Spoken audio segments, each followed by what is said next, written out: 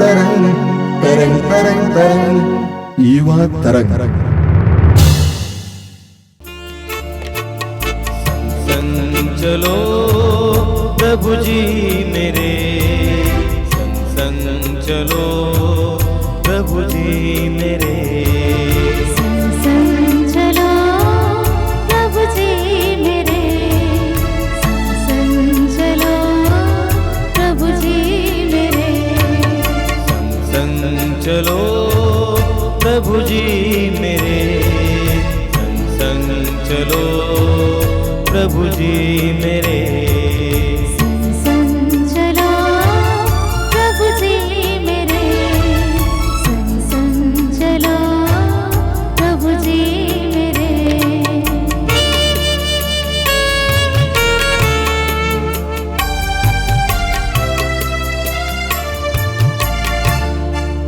निर्बल हूँ प्राणी प्रभु, निर्बल हूँ प्राणी प्रभु, निर्बल हूँ प्राणी प्रभु,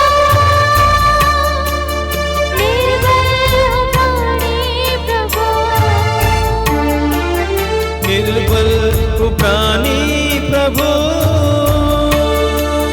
निर्बल हूँ प्राणी प्रभु, निर्बल हूँ प्राणी प्रभु, निर्बल हूँ प्राणी प्रभु। संग संग चलो, संग संग चलो, संग संग चलो, संग संग चलो, संग चलो प्रभु जी मेरे, संग चलो प्रभु जी मेरे, संग चलो प्रभु जी मेरे, संग चलो प्रभु जी मेरे, तेरी ही राहों पर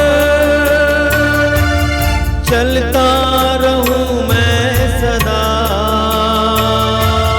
तेरी राहों पर चलता रहूं मैं सदा, तेरी राहों पर चलता रहूं मैं सदा, तेरी राहों पर चलता रहूं मैं सदा। संग संग चलो, संग संग चलो, संग संग चलो, संग संग चलो प्रभु जी मेरे, संग चलो प्रभु जी मेरे, संग चलो प्रभु जी मेरे, संग चलो प्रभु जी मेरे। सभी युवा भाई बहनों को जय सू। मैं फिर एक बार आप सभी को युवा तरंग में स्वागत करता हूं। ये आपका कार्यक्रम है। जैसा कि बार बार मैं आपसे कहता हूं, आपसे अनुरोध है कि इसको बढ़ावा दीजिए और इसके साथ लगे रहिए। मैं जानता हूं कि आपके जीवन में आपको कई प्रकार की समस्याओं का सामना करना पड़ता है। कई ऐसी परिस्थितियां आती हैं, आपको लगता है कि कुछ होने वाला नहीं है। मैं कई ऐसे युवक युवतियों से मिला हूं जो बहुत ज्यादा निराश हो गए हैं। पवित्र ग्रंथ बाइबल में जिस ईश्वर के बारे में बताया गया है वो ईश्वर सर्वशक्तिमान है। इब्राहिम को 100 साल की उम्र में एक संतान देने वाला परमेश्वर, लाल समुद्र को अपनी जनता के लिए 2 भागों में विभाजित करने वाला परमेश्वर, ऐसे ईश्वर के लिए कुछ भी असंभव नहीं है। मैं आपसे अनुरोध करूंगा कि अपने हृदय में यह विश्वास बनाए रखें और यह विश्वास आपके जीवन में सफलता लाएगा। आज हमारी बहन फाल्गुनी आपको पवित्र वचन सुनाएंगी। ध्यान से सुनिए, हृदय से ग्रहण कीजिए। सबों को जय यीशु।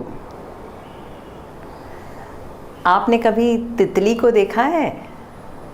फुदकने वाली, रंग बिरंगी, हवा के लहरों में झूमने वाली तितलियाँ कितनी सुंदर दिखती है। और तितली देखकर ज़िंदगी में एक नई आशा, उमंग उठ पड़ती है। मैं जब भी तितली को देखती हूँ, मैं ईश्वर के करिश्मे को देखती हूँ, ईश्वर का अद्भुत कार्य उस तितली में देखती हूँ।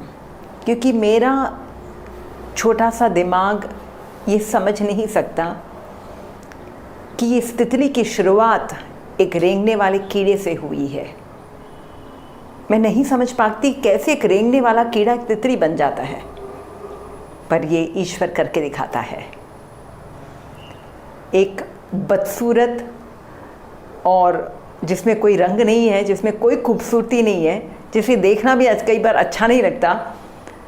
हम जानते हैं बचपन में हम जब मटर फोलते तो ऐसे वो कीड़े देखकर अजीब लगता था, पर वही कीड़ा आगे चलकर एक अद्भुत रंगों से भरा हुआ एक तितली बन जाता है, उड़ने वाला तितली। ये कैसे होता है? इसमें मैं प्रभु का सामर्थ्य देख सकती हूँ। मैं देख सकती हूँ कि प्रभु के लिए वाकई में कुछ भी असंभव नहीं है। और आज हमारे मनन चिंतन का वचन भी यही है, मार्कुस का सुसमाचार अध्याय 10, जहाँ यीशु कहते हैं अपने शिष्यों को, जब शिष्य एक तरीके से ये प्रकट करे, अपना संदेह प्रकट करे, जब यीशु ने कहा कि सुई की आंख में से एक ऊंट को निकाल सकते हैं, पर एक धनी व्यक्ति को स्वर्ग के राज्य में प्रवेश करना और ज़्यादा कठिन है, तब शिष्यों ने कहा तो फिर किसको बचाया जा सकता है? कौन ईश्वर के राज्य में प्रवेश कर सकते हैं? तब यीशु ने क्या जवाब दिया? उन्हें स्थिर दृष्टि से देखते हुए ईसा ने कहा, मनुष्यों के लिए यह असंभव है, ईश्वर के लिए नहीं, क्योंकि ईश्वर के लिए सब कुछ संभव है। हालेलुया! ईश्वर के लिए सब कुछ संभव है। अपने आप से कहिए, ईश्वर के लिए सब कुछ संभव है। जो आपके लिए, मेरे भाई मेरी बहन, जो आज आपको लग रहा है कि ये मेरे लिए असंभव है, ये कभी नहीं हो सकता, मेरे जीवन में ये बदलाव नहीं आ सकता, मेरे परिवार में ये परिस्थिति कभी बदल नहीं सकती, ये ऐसी की ऐसी बनी रहेगी, आज प्रभु आपको ये वचन दे रहा है। क्या? ईश्वर के लिए सब कुछ संभव है। हालेलुया!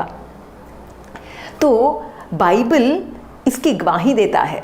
बल्कि बाइबल के पन्नों को अगर आप पलटेंगे ना, तो आपको पता चलेगा कि उत्पत्ति ग्रंथ से प्रकाशना ग्रंथ में परमेश्वर के महान कार्यों का ही वर्णन किया गया है।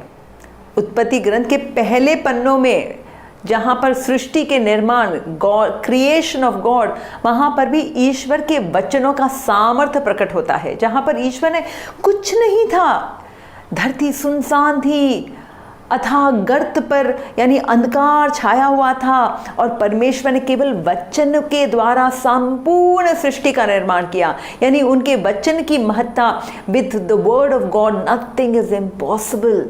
वचन की का सामर्थ्य और शक्ति की कुछ ना होकर भी सब कुछ का निर्माण हुआ वचन के द्वारा, और वो वचन ही तो ईश्वर है। और आगे हम पढ़ते हैं नबी एजेकियल के ग्रंथ के द्वारा, जहाँ अध्याय 37, अगर आपने कभी नहीं पढ़ा तो कृपया इस अध्याय को ज़्यादा गहराई में पढ़िएगा। आपको ईश्वर के वचनों का सामर्थ्य पता चलेगा। तब आपको पता चलेगा कि बाइबल वाकई में ईश्वर कैसे अपना कार्य करता है। जहाँ पर एक सूखी हड्डियों की एक खाई है, और नबी एजेकियल को वहाँ पर ईश्वर का हाथ उस पर छाया रहता है, और आत्मा में लीन होकर वो वहाँ जाकर वो देखते हैं कि सूखी हुई हड्डियाँ हैं। परमेश्वर उससे एक सवाल पूछते हैं, क्या इन हड्डियों में जान आ सकती है? मैंने कहा उत्पत्ति ग्रंथ में जब कुछ नहीं था, परमेश्वर ने निर्माण किया, रचना की। यहाँ पर सब कुछ मरा पड़ा है और सूखा है, यानी जरा भी नमी नहीं है, सूखा एकदम, टोटल ड्राई बोन्स। शायद आज आपके रिश्तों में सूखापन है, शायद आज आपके खुद के जिंदगी में एक रूखापन है, कुछ भी आपको सही नहीं हो रहा है।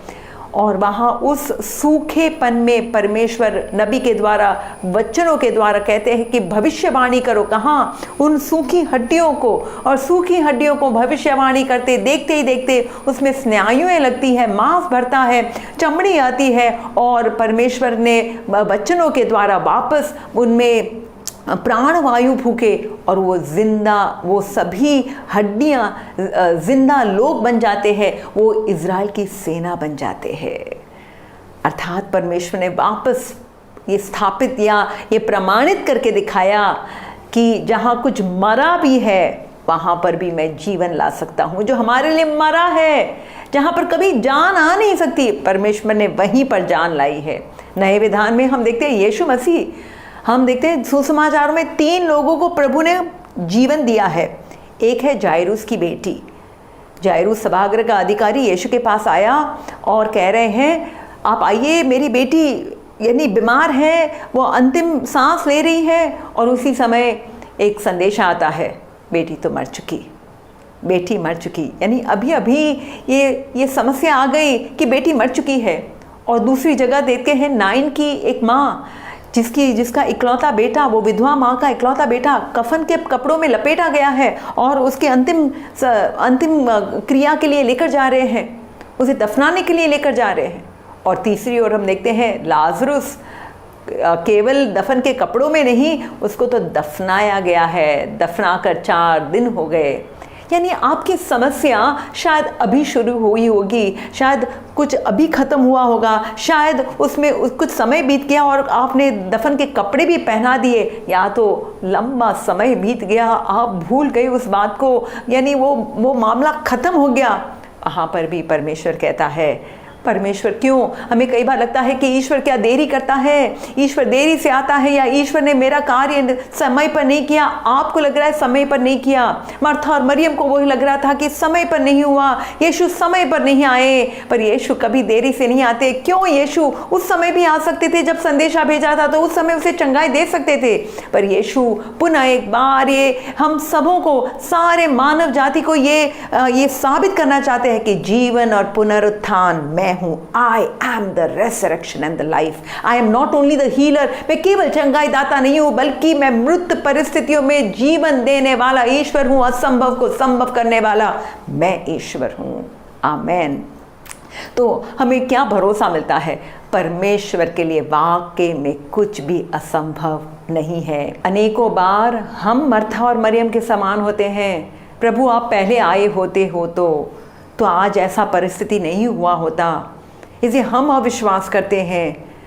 जब शिष्यों ने भी देखा कि यीशु ने केवल शब्द मात्र से तूफान को शांत किया, हवा थम गई, तो वो हैरान हो गए। लिखा है, सुसमाचार कहता है, वो हैरान हो गए कि ये कौन है जिसे हवा और समुद्र की लहरें भी उसका कहा मानती है। तो आज हम अनेकों बार अविश्वास करते हैं। यही किस्सा हम देखते हैं सारा के किस्से में, जब मामरे के बलूत के पास ईश्वर इब्राहिम को मिलने आते हैं और इब्राहिम को मिलकर कहते हैं अगले साल सारा की गोदी में एक संतान होगा। सारा उस समय 90 साल की होने वाली थी और इब्राहिम और सारा दोनों बूढ़े हो चुके थे। यानी शारीरिक तौर से, बायोलॉजिकली ये असंभव है।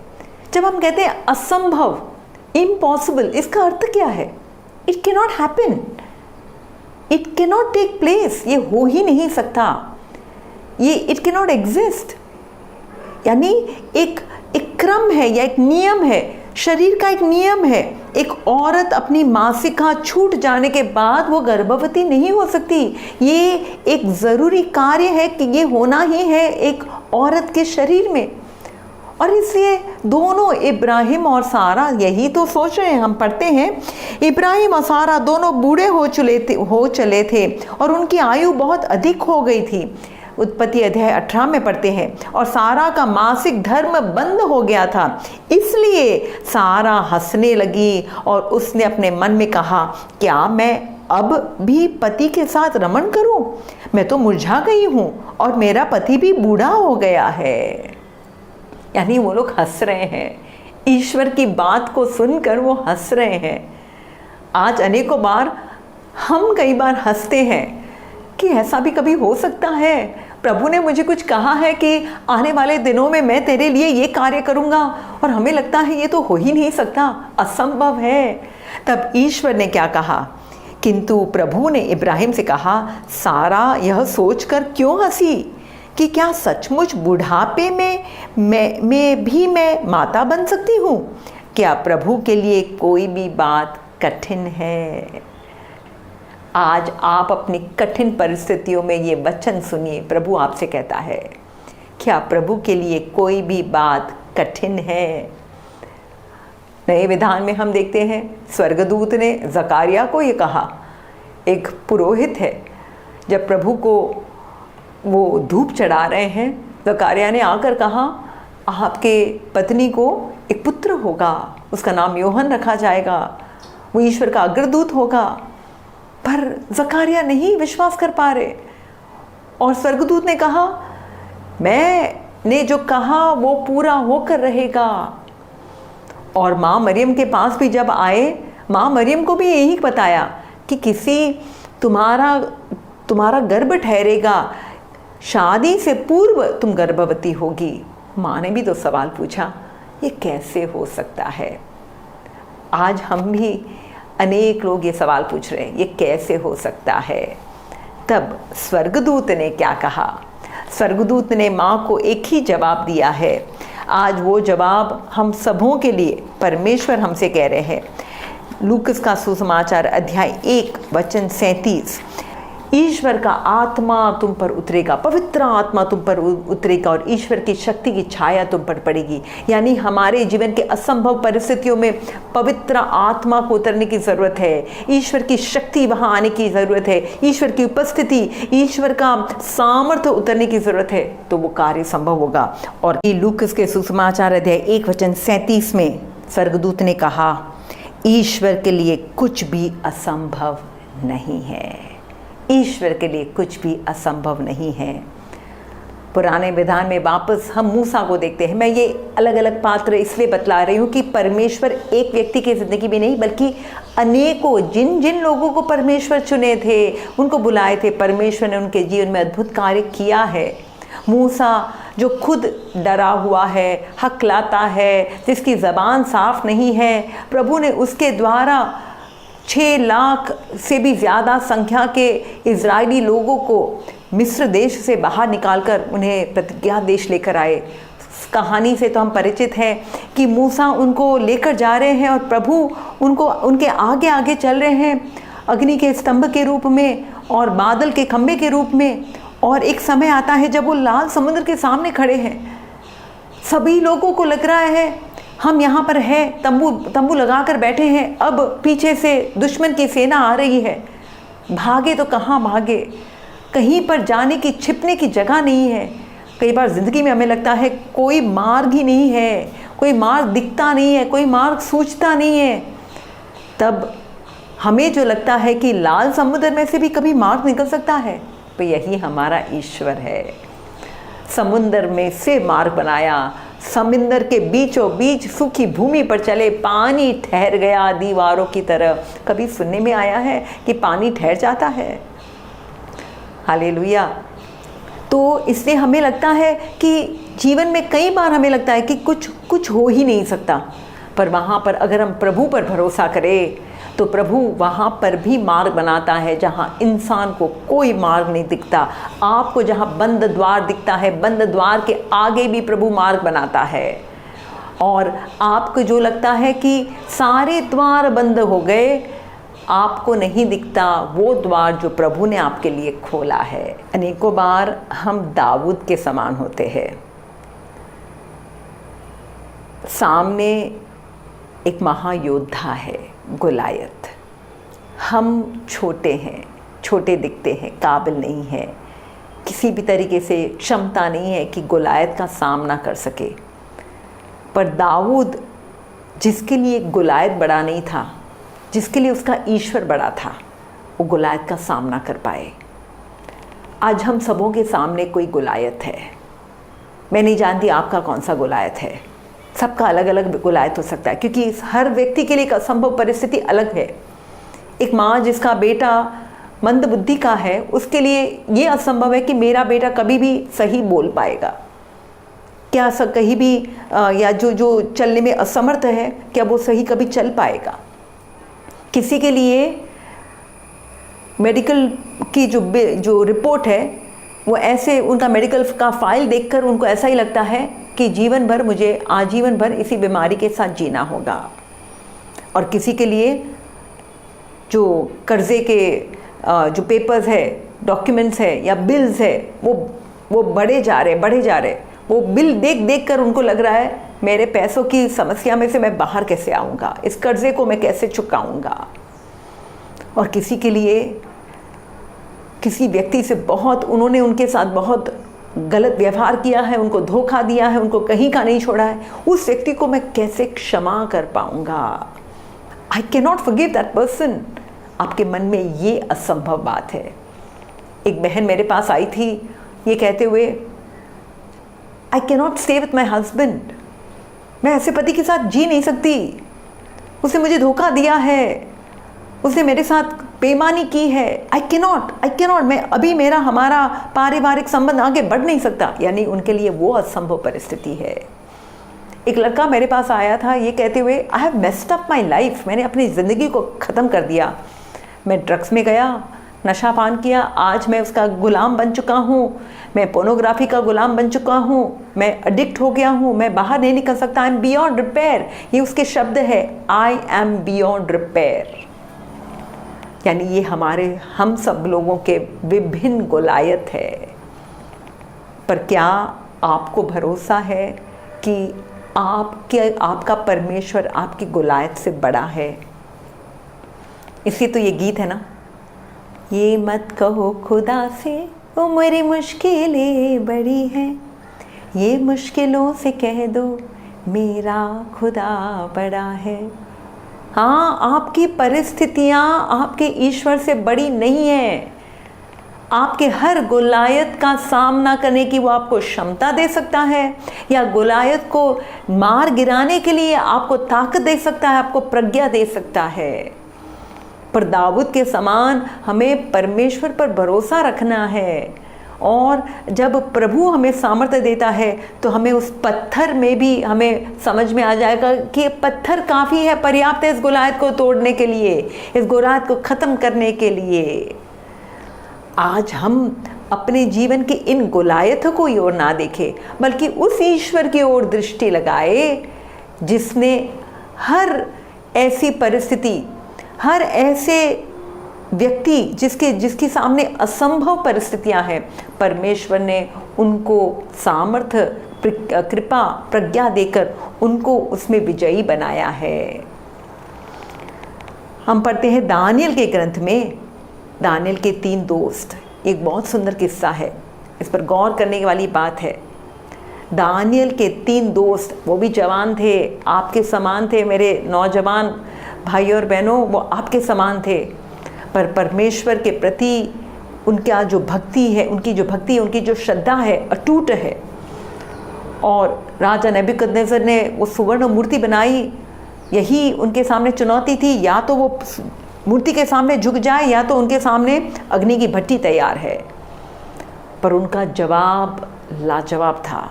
क्या कहा उन्होंने क्या कहा? उन्होंने कहा, अगर कोई ईश्वर है जो हमें इस अग्नि की भट्टी से बचा सकता है तो हमारा ईश्वर है, और हमें पूरा भरोसा है कि हमारा ईश्वर हमें इस अग्नि की भट्टी से हमें बाहर निकाल सकता, हमें बचा सकता है। पर अगर हमारा ईश्वर ना भी करे तो भी हम इस मूर्ति के सामने नहीं झुकेंगे। इसका मतलब क्या है? आपका आउटलुक, आपका देखने का नजरिया हर परिस्थिति के लिए वो ज्यादा महत्वपूर्ण है आउटकम से ज्यादा। बाहर की परिस्थिति बदले या ना बदले, आप उसको किस तरीके से झेलते हैं। मान लीजिए, चलिए आज ये परिस्थिति खत्म हो भी गई, ये आपकी ये समस्या सुलझ गई, तो और कोई समस्या नहीं आएगी? जरूर आएगी। जिंदगी में समस्या ना आए, जिंदगी में तूफान ना आए, ये तो हो ही नहीं सकता। यीशु ने खुद कहा, जो मेरा वचन सुनता है और उस पर अमल करता है, उसके जीवन में तूफान आएंगे, आंधियाँ बहेगी, हवा बहेगी, पर वो व्यक्ति अडिग कब रहेगा, बना कब रहेगा, जब वो वचनों की चट्टान पर वो खड़ा है।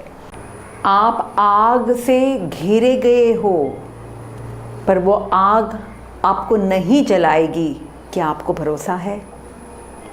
जैसे 3 दोस्त को आग में डाला गया, पर चौथा व्यक्ति वहाँ आया, यानी ईश्वर ने अपने दूत को भेजा, क्या आपको भरोसा है? प्रभु कहता है यिर्मयाह नबी के द्वारा, अध्याय 32 वचन 37 के द्वारा, मैं प्रभु सब शरीरधारियों का ईश्वर हूँ, क्या मेरे लिए कुछ भी असंभव है? क्या मेरे लिए कुछ भी असंभव है? पर वो असंभव कैसे करता है? एफेसियों के पत्र में अध्याय 3 वचन 20 में पढ़ते हैं, जिसका सामर्थ्य हम में क्रियाशील है, जिसका सामर्थ्य यानी पवित्र आत्मा जो हम में क्रियाशील है, वो जो हमारे अंतर में कार्य करता है, हमारे अंतस्थल में है, और जो वे सब कार्य संपन्न कर सकते हैं, सब कार्य संपन्न कर सकते हैं, जो हमारी प्रार्थना और कल्पना से अत्यधिक परे है। कौन सोच सकता है कि अग्नि के भट्ठी में वो उनका बाल भी, एक भी बाल नहीं जलेगा? जब भी बाहर आए, धुएं का गंध भी नहीं आ रहा था, पूर्ण रूप से जैसे कि अग्नि में गए ही नहीं है, जैसे फूलों के बगीचे में घूम के आए हैं। ऐसा हो सकता है? हाँ, हो सकता है। हमारा ईश्वर इस ये कार्य संभव करने के लिए भी तत्पर है, आपके जीवन में, मेरे जीवन में, क्योंकि हमारा ईश्वर नहीं बदलता। जो शद्रक, मेशक और अबेदनगो के ईश्वर थे, जो दानियेल के ईश्वर थे, वो हमारे ईश्वर है। दानियेल को भी सी के खड्डे में डाला गया था, पर उनके बीचों बीच उसका विश्वास क्या था? जिस ईश्वर ने सिंह को बनाया है, जो ईश्वर सिंह का मुंह खोलता है, वो ईश्वर सिंह का मुंह बंद भी कर सकता है, और प्रभु ने वही करके दिखाया।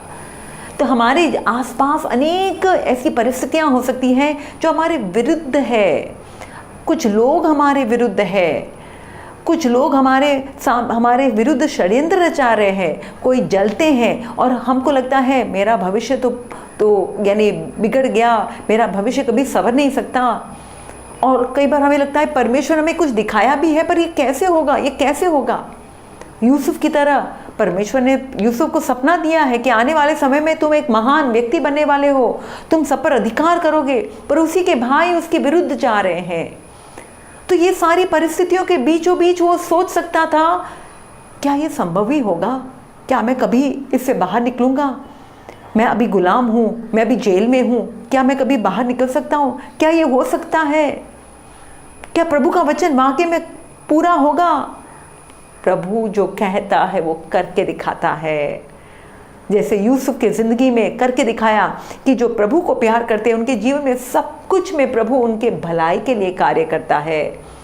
वो भाइयों जिन्होंने उसको बेच दिया, पौतीफर की पत्नी जिसने उस पर लांछन लगाया, सब कुछ उसके भलाई के लिए परिवर्तित हुआ कि आखिर में वो कहाँ, वो कुएं यानी पिट में से, प्रिजन में से, और वहाँ अंत में कहाँ पर आया? पैलेस में। तो मुझे सुनने वाले मेरे हर नौजवान भाई और बहन, मुझे सुनने वाले सभी श्रोतागण, आज आप भी जानिए, ईश्वर आज आपके जीवन में, अगर आपको लग रहा है कुछ नहीं हो रहा है, आपको लग रहा है कुछ नहीं हो रहा है, वो कर रहा है, क्योंकि हमारा प्रभु सदैव कार्य करता है। यीशु ने कहा मेरा पिता सदैव कार्य करता है। हमको जब लग रहा है कुछ नहीं हो रहा है, प्रभु कुछ कर रहा है। अंत में मैं एक वचन आपको ज़रूर देना चाहती हूँ। आज तक हम यही कह रहे हैं, प्रभु के लिए कुछ भी असंभव नहीं है। There is nothing impossible for God. पर मैं एक अलग तरीके से, यानी हमको लगता है कि कोई भी परिस्थिति जहाँ पर प्रभु कार्य ना कर सके, ऐसा नहीं हो सकता। पर मैं एक अलग तरीके से आपको समझाना चाहती हूँ। क्या आज आप इस तरीके से देख सकते हैं कि कोई प्रभु के पास आए और इसके जीवन में कुछ भी ना हो? ये भी असंभव है, ये भी असंभव है। For God not to do anything in your life, nothing will happen in your life, ये इम्पॉसिबल है प्रभु के लिए। कोई प्रभु के सामने प्रार्थना करे, प्रभु के वचनों के अनुसार चले, प्रभु पर भरोसा करे और कुछ ना हो, ये हो ही नहीं सकता।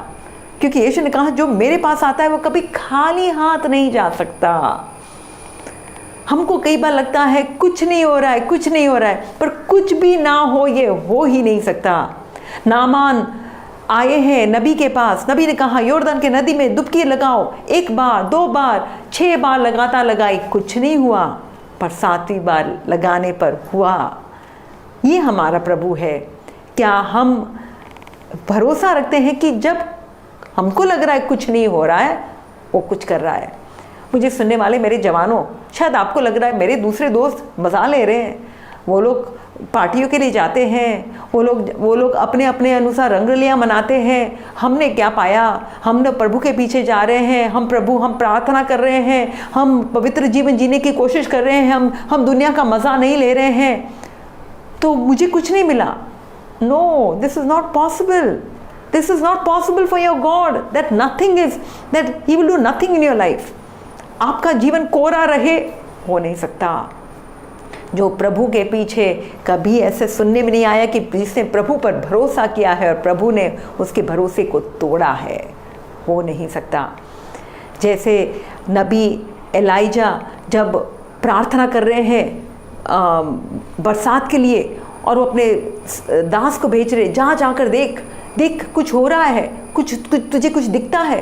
कुछ नहीं है, साफ है, पूरा आसमान साफ है, कुछ नहीं है। 6 बार लगातार भेजा, नहीं मिला।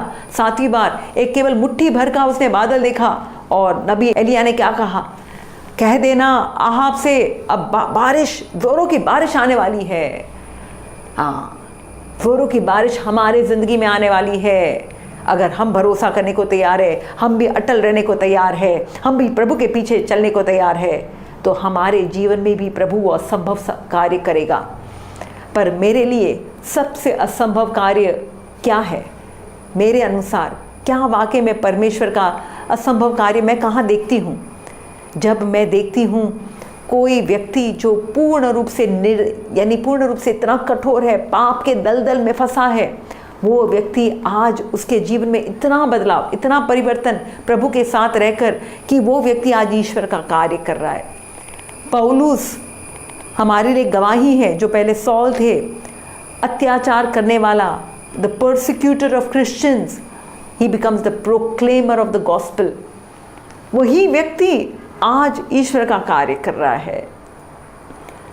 मैं अपने बारे में कहती हूँ, 2004 के साल में जब मैं यीशु में आई, यहाँ पर आई, अनजान थी यीशु के बारे में, वचनों के बारे में, बाइबल के बारे में। और किसी फादर ने ये दर्शन में देखा, उनको एक सपने में ये दिखा कि परमेश्वर ने मुझे चुना है और परमेश्वर ने मुझे अभिषेक दिया है कि मैं वचन सुनाऊंगी। मुझे लग रहा था असंभव, मुझसे ये हो नहीं सकता, मैं कुछ जानती नहीं। पर आज मैं वचन दे रही हूँ, असंभव को संभव वो करता है। उसने मेरे जीवन में किया, अनेक सैकड़ों करोड़ों लोगों के जीवन में मेरे आंखों के सामने मैंने देखा है। कितने लोगों को परमेश्वर ने चंगा किया, उनके परिवार को, टूटे हुए परिवार को जोड़ा है। डिवोर्स पर बात आ गया था, डिवोर्स हो गया था और फिर भी वापस साथ में आए हैं। तो ये सारे असंभव कार्य है। क्या आज हम इस वचन को अपने ज़िंदगी के लिए आधार स्तंभ बना सकते हैं? मुझे सुनने वाले हर भाई बहन, आज आइए प्रभु पर भरोसा करें। हम एक पल के लिए आंखें बंद करें और इन वचनों को अपने हृदय में अंकित करें। प्रभु आज आपसे कह रहा है, मेरे बेटे, मेरी बेटी, तेरे लिए कौन सा आज लाल समुंदर है? तेरे लिए आज कौन सा गुलायत है? क्या तुझे लग रहा है कि मैं पढ़ाई में बहुत कम नंबर से पास हुआ, मुझे कोई सही सर्टिफिकेट मिले नहीं, मेरे रिपोर्ट कार्ड में केवल रेड लाइन लगाया हुआ है, मैं ज़िंदगी में कुछ कर पाऊंगा? प्रभु अनपढ़ गवार सीमोन को भी पेतरुस कलीसिया का अगवा बनाया है। तो क्या प्रभु आपके जीवन में कार्य नहीं करेगा? वो कल, आज और अनंत काल तक सदा सर्वदा एक है। आज हो सकता है कोई बीमारी है, आज हो सकता है आपके घर परिवार में बहुत टूटापन है। प्रभु आपके हर परिस्थिति में यही कहता है, तुम इस वचन को अपने हृदय में स्थान दो, तुम्हारा जी ना घबराए। प्रभु में विश्वास करो, मुझ में विश्वास करो, क्योंकि तुम्हारा ईश्वर तुम्हारी ज़िंदगी में बड़ा होना चाहता है। वो सर्वशक्तिमान ईश्वर तुम्हारे जीवन में अपनी शक्ति प्रकट करना चाहता है। मुझे सुनने वाले मेरे भाई मेरी बहन, let your how become a vow. आपके जीवन की असंभव की जो जगह है, उस जगह में असंभव करने वाले ईश्वर को वहाँ पर आने दीजिए, ताकि उसकी महिमा आपके जीवन में प्रकट हो जाए। जैसे यीशु ने कहा मर्था से, अगर तुम विश्वास करती हो तो ईश्वर की महिमा को देखोगी। हम सभी ईश्वर की महिमा को देखेंगे, असंभव बात हमारी ज़िंदगी में पूर्ण होगी। और आखिर में परमेश्वर यही कहता है, तेरे हृदय में मैं जो असंभव कार्य कर रहा हूँ, तेरी ज़िंदगी को जो मैं बदल रहा हूँ, यही सबसे बड़ा कार्य है। आइए हम प्रभु में भरोसा करें और ईश्वर के लिए महान कार्य करके उसको महिमा दे। यीशु मसीह के नाम से आमेन। जय यीशु। ज्योति दिखा दे प्रभु, भटका राही हूँ मैं। ज्योति दिखा दे प्रभु, भटका राही हूँ मैं। ज्योति दिखा दे प्रभु, भटका राही हूँ मैं। ज्योति दिखा दे प्रभु, भटका राही हूँ मैं। संग संग चलो, संग संग चलो, संग संग चलो, संग संग चलो, संग चलो प्रभु जी मेरे। संग संग चलो प्रभु जी मेरे। संग चलो प्रभु जी मेरे। संग चलो प्रभु जी मेरे। आशा जगा दे प्रभु, निराशा भरा है ये मन। आशा जगा दे प्रभु, निराशा भरा है मन। आशा जगा दे प्रभु, निराशा भरा है ये मन। आशा जगा दे प्रभु, निराशा भरा है मन। संग संग चलो, संग